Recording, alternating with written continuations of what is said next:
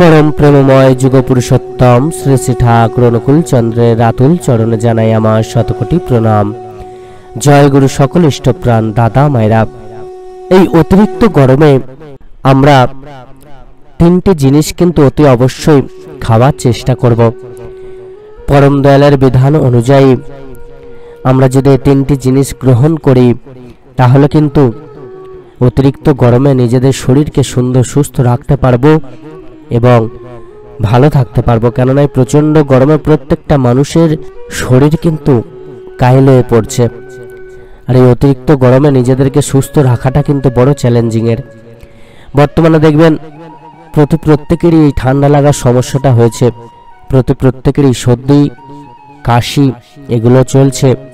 এছাড়া শরীরে বিভিন্ন রকম সমস্যা আছে, পেটের সমস্যা ও আরো অনেক রকম সমস্যা কিন্তু দেখা দিচ্ছে। আর এই গরমকালটা কিন্তু অত্যন্ত কঠিন সময়, কেননা শরীরকে ঠিক রাখতে গেলে এই গরমকালে অনেক কিছু মেনটেন করতে হয়, আর হুটহাট করে বড় বড় বিপদ কিন্তু এই গরমকালে চলে আসে।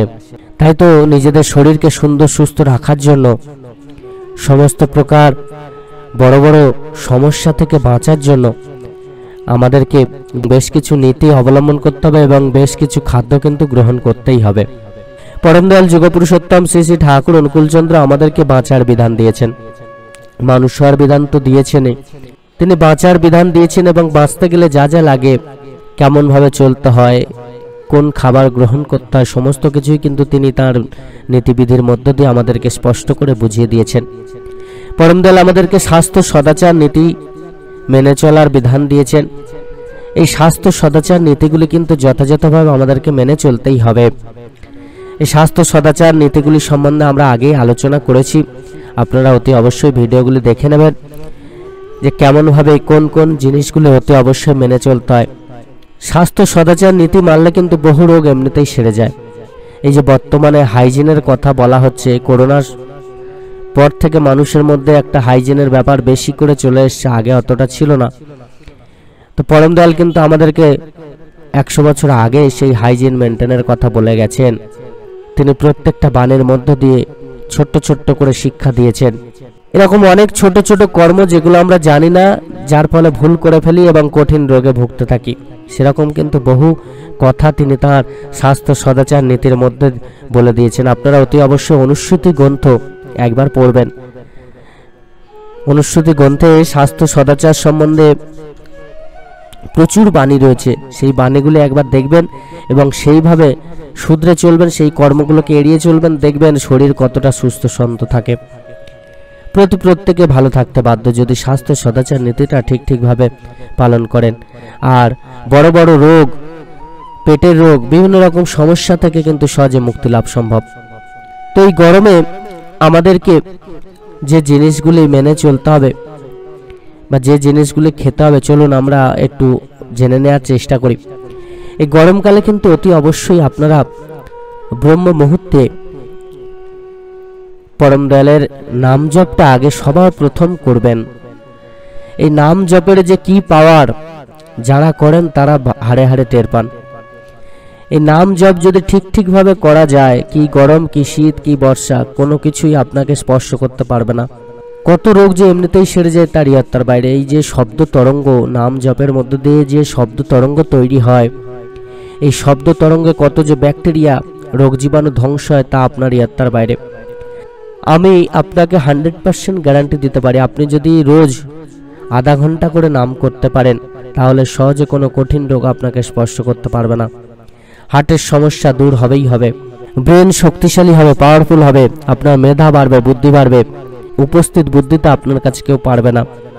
এই নাম জপের পাওয়ার কিন্তু অনন্ত অসীম, আর এই নাম জপের মধ্য দিয়েই যে ভগবানকে লাভ করা যায়।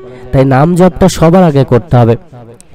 সকালবেলা পরম দয়ালের ইষ্টভৃতি প্রার্থনা করার পর, সৎ গ্রন্থাদি পাঠ, গুরুজনদের প্রণাম করার পর আপনারা জল গ্রহণ করবেন। অতি অবশ্যই বেশি করে জল গ্রহণ করতে হবে।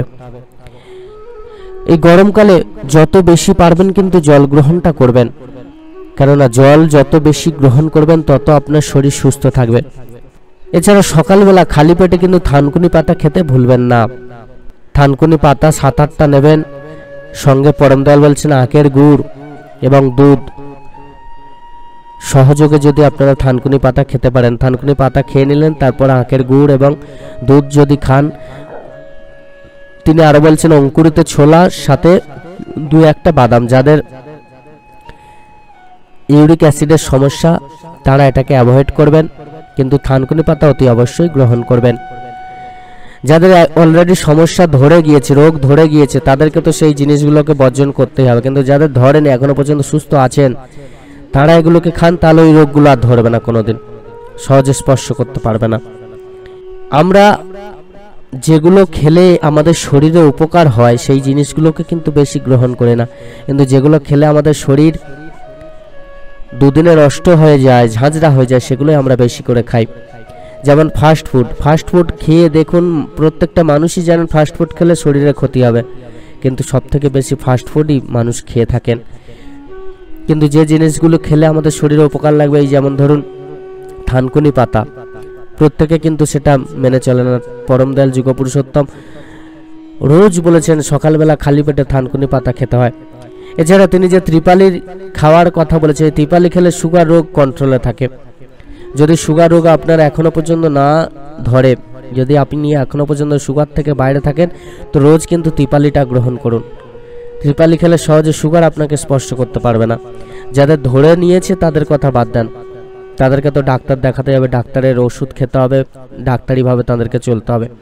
কিন্তু যারা বর্তমানে সুস্থ আছেন তাদের জন্য বলছি অতি অবশ্যই কিন্তু এগুলো খান, এবং এগুলো খেলেই কিন্তু আপনার শরীর সুস্থ থাকবে। এই গরমকালে যত বেশি পারবেন তিতো এবং টক এই দুটো জিনিস কিন্তু খাওয়ার চেষ্টা করবেন। পরম দয়াল যুগ পুরুষোত্তম শ্রী শ্রী ঠাকুর অনুকূলচন্দ্র সকালবেলা শসা খাওয়ার বিধান দিয়েছেন মধু সহযোগে। এটা অমৃত সমান, কিন্তু যত বেলা বাড়বে এই শসাই কিন্তু বিষ সম হয়ে যাবে, এটা কিন্তু জানবেন। তাই শসা বেলাতে বা রাত্রেবেলা কখনোই খাবেন না। শসা খেতে হলে, এই শসাটা খুবই উপকারী আমাদের জন্য, তাই শসা কিন্তু সকালবেলা খাওয়া লাগে। তারপরে অল্প একটু মধু যদি আপনারা খেয়ে নেন, এটা অমৃত সম হয়ে যাবে। এছাড়া গরমকালে যারা ননভেজ খান তারা কিন্তু অতি অবশ্যই কম করার চেষ্টা করুন, সাত্বিক আহার বেশি করে গ্রহণ করার চেষ্টা করুন, শাক সবজি ফল এগুলোকে খাওয়ার চেষ্টা করুন। যত বেশি ননভেজ আপনারা খাবেন এই গরমে, তত বেশি কিন্তু শরীর এফেক্টেড হবে, তত বেশি আপনার শরীর ক্ষতিগ্রস্ত হবে। পরম দয়াল যুগ পুরুষোত্তম শ্রী শ্রী ঠাকুর অনুকূলচন্দ্র সহজভাবে সহজপাচ্য খাবার গ্রহণের বিধান কিন্তু দিয়েছেন, সাত্বিক আহার গ্রহণের বিধান দিয়েছেন। অল্প তেল মশলাযুক্ত খাবার এই গরমে কিন্তু গ্রহণ করতে হয়। সেটা আমরা দেহঘরে গেলেই কিন্তু দেখতে পাই, কত কম তেল মশলাযুক্ত অমৃত সম খাবার দেহঘরে আমরা পাই। পরম দয়ালের আশীর্বাদে, পরম দয়ালের কৃপায় সেই অমৃত সম খাবার খেয়ে কিন্তু আমাদের শরীর যেমন তৃপ্ত হয়, তেমনি মনও কিন্তু তৃপ্ত হয়। আমরা সহজেই কিন্তু পরম দয়ালের আশীর্বাদ ও সেই খাবার গ্রহণ করে, অথচ কত সহজভাবে কিন্তু সেটা রান্না হয়, কত কম তেল মশলাযুক্ত খাবার সেটা। আর খাবার রান্না করার সময় মায়েরা কিন্তু অতি অবশ্যই একটি কাজ করবেন, পরম দয়ালের অমৃত নাম জপ করতে করতে কিন্তু খাবার রান্না করবেন। এতে কি হবে, খাবারটা প্রসাদে পরিণত হবে। আপনারা কিন্তু অতি অবশ্যই এগুলো মেনে চলবেন। এই গরমে শরীরকে সুস্থ রাখতে অতি অবশ্যই পুদিনা পাতা গ্রহণ করার চেষ্টা করবেন। দুপুরবেলা পুদিনার শরবত খাওয়ার চেষ্টা করবেন, এতে কিন্তু গরম অনেকটা কম লাগবে, শরীর যেন তৃপ্ত লাগবে।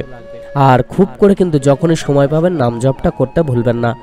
নাম জপেই সমস্ত কিছু থেকে সহজে মুক্তি লাভ করা সম্ভব হয়। এই নামই আমাদেরকে ভগবানের সঙ্গে কানেক্ট করা, এই নামই আমাদেরকে মুক্তি দিতে পারে। এই নাম জপকে সবার আগে গ্রহণ করতে হবে। সকল ইষ্টপ্রাণ দাদা মায়েরা প্রত্যেকে খুব ভালো থাকবেন। পরম দয়াল আপনাদের প্রত্যেকের মঙ্গল করুন। জয় গুরু বন্দে পুরুষোত্তমম।